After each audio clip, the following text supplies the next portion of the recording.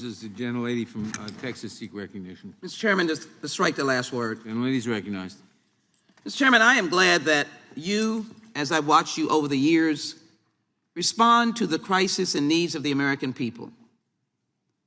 Not the politics of what will get in, what will pass in the Senate, who believes in it, but to the American people.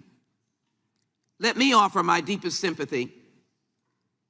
Without any action, it means nothing, but my love and concern to those who are here in this room who've experienced the vial of gun deaths and their loved ones who will never come back, or they themselves were victims. H.R. 1808, the assault weapons ban of 2022, would prohibit the sale, manufacture, transfer, or possession of semi-automatic assault weapons and large capacity ammunition feeding devices. Let me thank Mr. Cicilline for his leadership.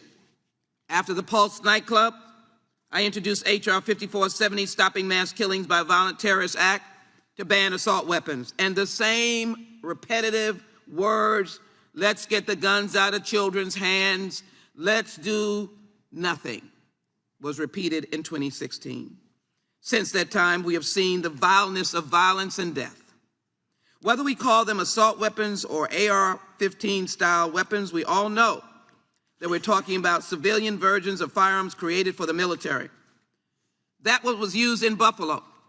The people in Buffalo are still crying, and they're asking for relief. I met their family members.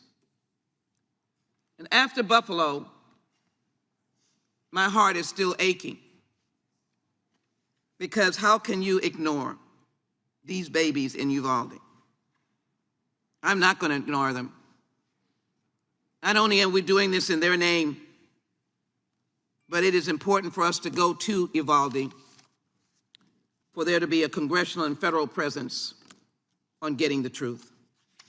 Day after day, mass shooting after mass shooting, we're confronted with the carnage that is inflicted on the human body when these weapons of war are used against elementary-aged children, teachers, parade goers, high school students, worshipers, shoppers, and on and on.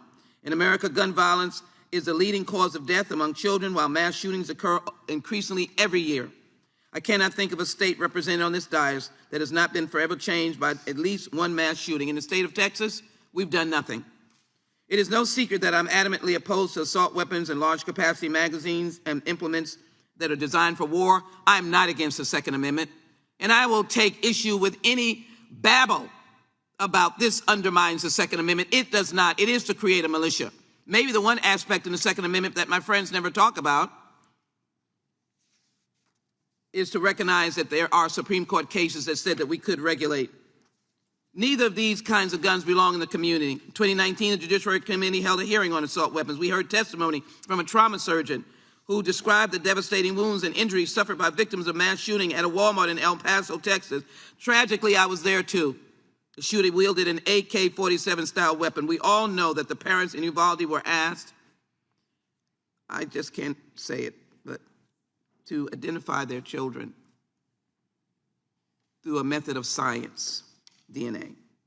There is no debating that when paired with large capacity magazines, assault weapons perform as they are designed, killing more people quickly. You can't stop them.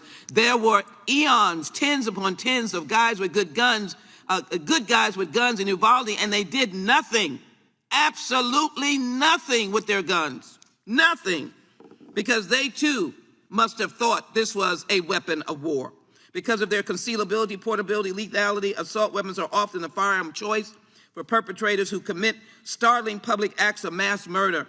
On July 4th, they are often the weapons used when law enforcement officers are targeted because due to their ability to overwhelm the typical gun sidearm, like the ghost gun assault weapon used in Third Ward, Texas, in my district, shooting 3 officers out in the open. H.R. 1808 will help gradually reduce the number of assault weapons and large capacity magazines available, keeping them out of the hands of criminals and out of the hands of people who are there to do deadly deeds and to kill our children. I am tired